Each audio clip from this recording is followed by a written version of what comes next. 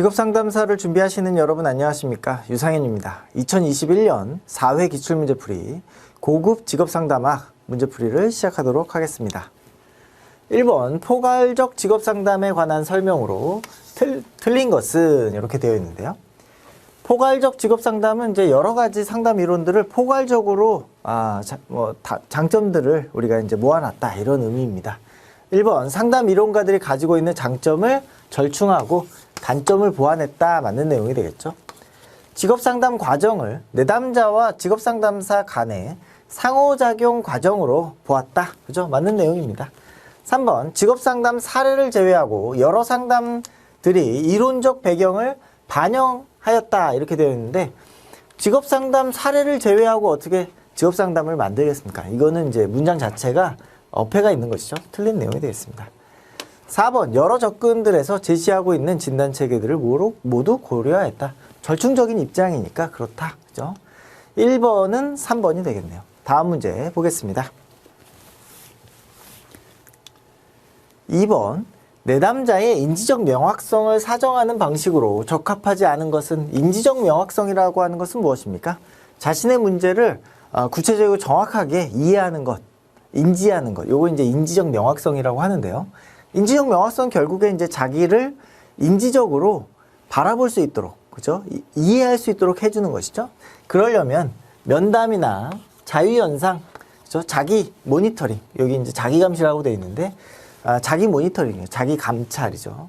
그래서 자기를 스스로 볼 수 있는 그러한 도구들이 도움이 될 것이다. 시간 전망은 무엇입니까? 시간 전망은 자기의 진로 주제들을 확인하는 것이죠. 그래서 시간 전망은 인지적 명확성과는 조금 거리가 멀다. 그래서 2번의 정답 4번이 되겠네요. 다음 문제 보겠습니다.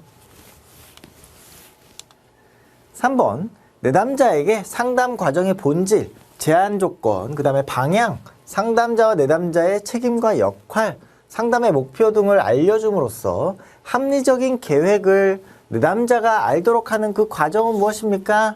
뭘 안내해 주는 겁니까? 상담의 과정, 그 다음에 역할과 제한점, 이런 것들을 안내하는 거, 설명하는 거 왜 설명해 줍니까? 내담자가 상담에 잘 적응할 수 있도록 또는 쓸데없는 불안을 느끼지 않도록. 무엇입니까? 바로 구조화, 상담의 구조화이다. 그래서 3번의 정답 2번이 되겠습니다. 반영이라고 하는 것은 무엇입니까? 반영은 내담자의 감정을 상담자의 언어로 반영해 주는 것이죠. 정서나 감정, 내담자가 진술한 내용 중에서 정서나 어떤 감정들을 알아차려서 그 단서들을 피드백해 주는 것이죠. 해석은 무엇입니까? 새로운 설명 체계를 제공하는 것이죠. 내담자의 행동이 이렇게 되는데 왜 여태까지 그렇게 됐는지 몰랐어요. 근데 상담자가 이걸 보니까 이런 이유 때문에 이렇게 행동하시는 거 아니었을까요? 라고 설명을 제공하는 겁니다. 명료화는 무엇입니까? 명료화, 분명하게 알도록 하는 것이죠. 무엇을? 애매모호한 것을. 네, 애매모호한 것을 분명하게 하는 것입니다. 그래서 3번의 정답 2번 체크하시면 되겠고요. 다음 문제 보겠습니다. 4번 발달적 직업상담 이론에 관한 설명으로 옳은 것은 발달적 직업상담 이론은 무엇입니까? 인생 전체, 그죠? 발달 과정 속에서 진로 문제, 직업 문제가 있다, 발전한다 이런 내용이죠. 1번 역할 연기, 대화 연습, 과정에서 표현하기 이런 기법을 사용한다. 어떤 이론인가요? 게슈탈트죠. 자, 2번 직업 선택의 과정은 결정이 이루어지는 성인기에 시작되어서 은퇴할 때까지 계속된다. 왜 성인기부터? 그죠? 성인기부터 진행한다라고 한다 그러면 전체는 아니죠. 발달적. 그죠? 요거는 조금 워딩 자체가, 문장 자체가 조금 잘못되어 있다. 그죠? 3번 직업 선택의 과정은 아동기에서, 그죠? 아동기에서 은퇴할 때까지. 요게 이제 발달적이다 이렇게 얘기하는 것이죠. 네, 3번이 정답이 되겠고요. 4번 내담자의 진로 발달에 초점을 맞추지만 일반적 발달에는 관심이 없다. 왜 발달에 관심이 없습니까? 그렇죠? 아니죠. 그래서 4번의 정답은 3번이 되겠습니다. 다음 문제 보겠습니다. 5번 원형 검사에 기초한 시간 전망 개입에서 시간에 대한 심리적 경험 3가지 측면을 반영하는 측면에 반응하는 3가지 구면들 중에서 미래를 의미 있게 해주는 거, 네, 3가지 측면을 받는 3가지 구면 뭡니까? 방변통이죠. 방변통. 여러분들 원형 검사의 방변통에 대한 내용들 기억하실 텐데요. 방변통, 방향성, 그죠? 변별성, 그리고 통합성. 요걸 이제 아마 외우셨을 텐데요. 방향성이라고 하는 건 뭡니까? 현재에서 뭡니까? 미래에 대한 시간으로, 그죠? 과거가 아니라 미래로 가는 거. 네, 미래에 대한 방향성이죠. 미래에 대한 지향성을 높인다, 이렇게 얘기합니다. 미래 지향성. 그죠? 요거를 이제 높이는 거죠. 왜 미래 지향성으로 갑니까? 미래에 대한 긍정적인, 낙관적인 태도를 갖게 하기 위해서 그렇습니다. 변별성은 무엇입니까? 변별성. 변별성이라고 하는 것은 미래를 현실처럼 느끼는 것이죠. 미래가 나에게 온 것처럼 느끼는 것. 그것은 미래를 의미 있게 하는 것이죠. 미래에 대한 의미를 부여하는 것입니다. 그래서 미래에 대해서 목표를 설정하게 하는, 그렇죠? 의미를 부여해가지고 목표를 설정하도록 하는 것이다. 그래서 미래에 내가 이렇게 할 것이다 라는 거를 하게 되면 그 다음에 뭐가 됩니까? 현재 무엇을 할 것인지가 정해져야 되겠죠? 미래와 현재를 연결하는 것이다. 10년 뒤로 가보자. 그죠? 10년 뒤로 가보자. 10년 뒤로 가보자. 그러면 미래 지향성이 생기는 것이죠? 방향성이. 10년 뒤에 내가 무엇을 할 것인지 상상해 보는 겁니다. 그 의미 부여하고 내가 이렇게 될 것이다 라고 목표를 설정하게 되는 것이죠. 이게 변별성이다. 그죠? 그러고 난 다음에 내가 10년 뒤에 이렇게 될 것이다 라는 것을 현재로 돌아오면 내가 뭘 해야 될지가 결정이 되겠죠. 그렇게 통합하는 것이다. 그래서 미래를 의미 있게 해주는 것, 바로 변별성이다. 2번이 정답이 되겠네요. 다음 문제 보겠습니다. 6번 직업 의사결정을 촉진하기 위한 6개의 생각하는 모자 기법에 관한 설명으로 옳지 않은 것은, 네, 6가지 색깔의 어떤 그 지시, 커맨드를 넣어가지고 그 모자에 해당하는 내용만 의견을 개진하도록 하는 기법입니다. 그래서 흰색이 있겠고요. 그 다음에 노랑, 검정, 그죠? 그 다음에 빨강, 초록, 파랑, 그죠? 흰노, 검빨, 초파. 이렇게 6개가 있습니다. 흰색은 사실만 이야기하는 것이죠. 사실에 초점을 맞추고, 노랑은 무엇입니까? 긍정적인 거, 낙관적인 거, 무조건 이제 좋은 얘기만 하는 것이죠. 검정은 무엇입니까? 비판, 안 좋은 것만 얘기하는 거죠. 장애물에 대해서. 그 다음에 빨간색은 직관, 감정적인 것이죠. 직관적인 거. 초록은 무엇입니까? 초록은 대안, 창의적인 겁니다. 파랑은 종합. 네, 종합적으로 판단하는 것이죠. 그래서 이렇게 6가지를 의견들을 내면 이제 파랑색에서 종합해가지고 의사결정을 하는 그런 방식이 되겠습니다. 자, 1번. 창의적으로 정보를 탐색함으로써 이용 가능한 정보의 양과 질을 확장시키기 위한 측면 의사결정법이다. 그죠? 맞는 내용이 되겠습니다. 2번. 가능한 직업 대안을 열거한 뒤에 각 대안을 선택했을 때 예상되는 개인의 득실을 목록으로 작성했다. 뭐 이런 내용은 없죠. 요걸 계산했다. 요거는 이제, 그죠? 뭐 대차대조법, 이렇게 대차대조표 접근법, 이렇게 얘기합니다.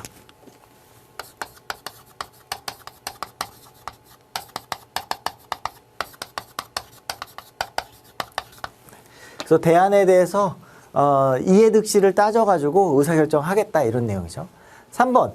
창의적 의사결정자가 6가지 색깔을 생각하는 모자를 쓰고 있다는 이야기를 들려주고 각 내담자가 모자를 쓰고 역할을 수행하도록 6가지 모자. 그 다음에 모든 사고 유형들이 유용하긴 하지만 궁극적으로 의사결정에 가장 필요한 것은 이 파란색 청색 모자를 쓰고 있을 때, 그래서 이제 마지막에 이제 종합을 하는 것이죠. 그래서 6번 정답은 2번이 되겠네요. 다음 문제 보겠습니다.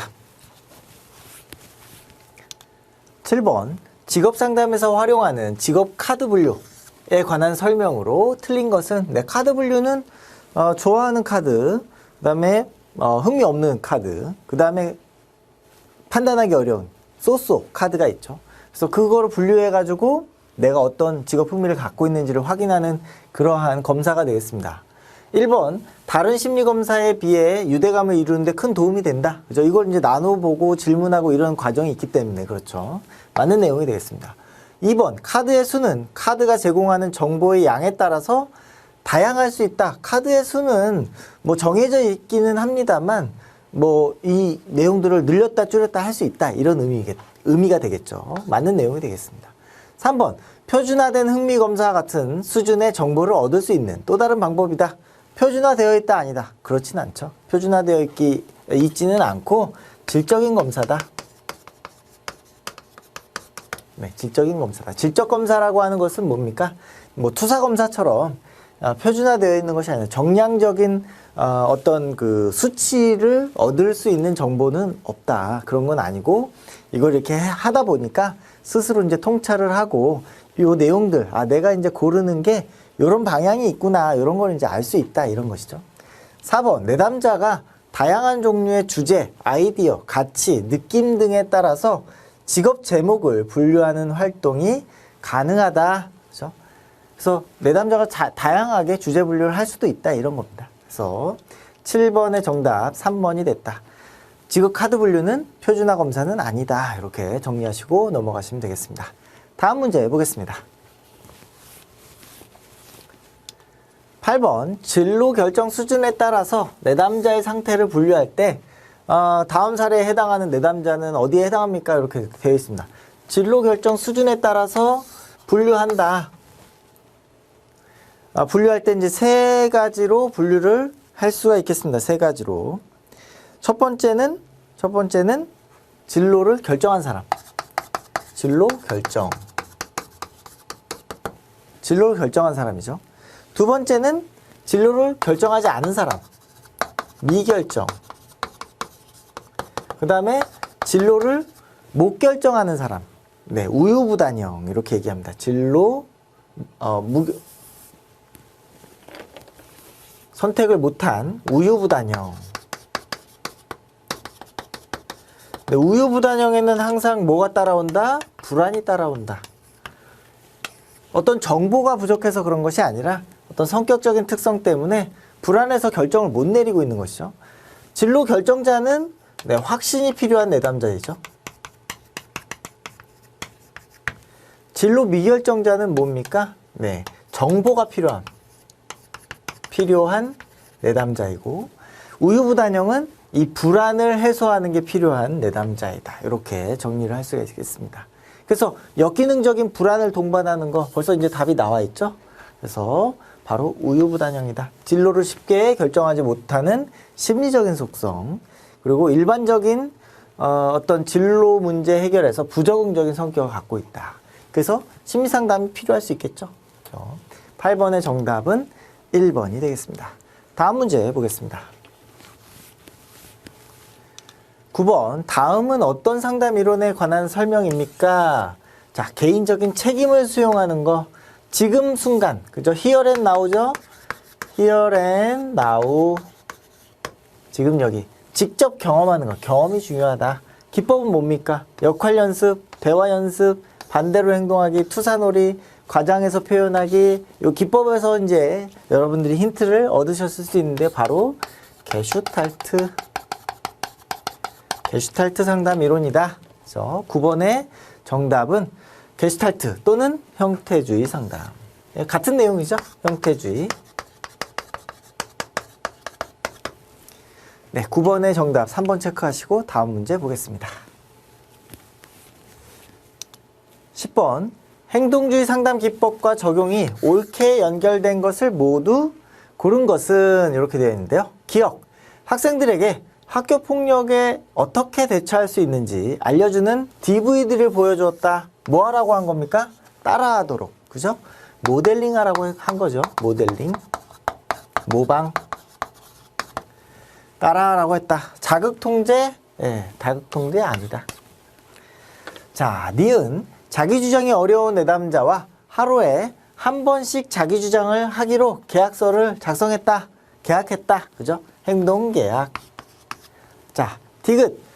영어 알파벳을 배우는 학생에게 처음에게는 지나게 된 글자를 더 쓰게 하고 다음에는 점선을 따라 하게 하다가 잘 쓰게 되면 빈 여백에 알파벳을 쓰게 했다. 이게 이제 무슨 얘기냐?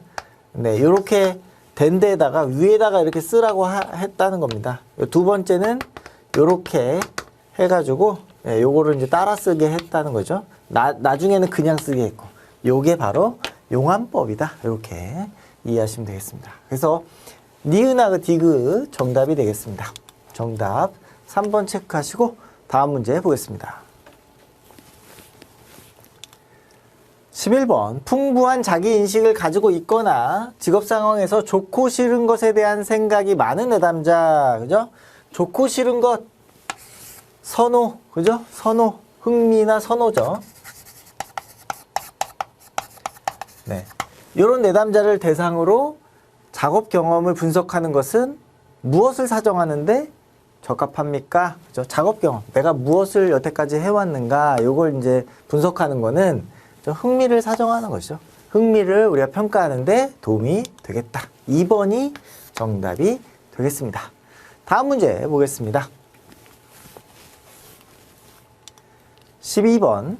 다음 중 직업상담에 도움이 되는 상담 행동으로 가장 바람직한 것은 자, 1번. 전문적인 언어의 사용. 물론 전문적인 언어 사용하는 것도 필요하겠죠.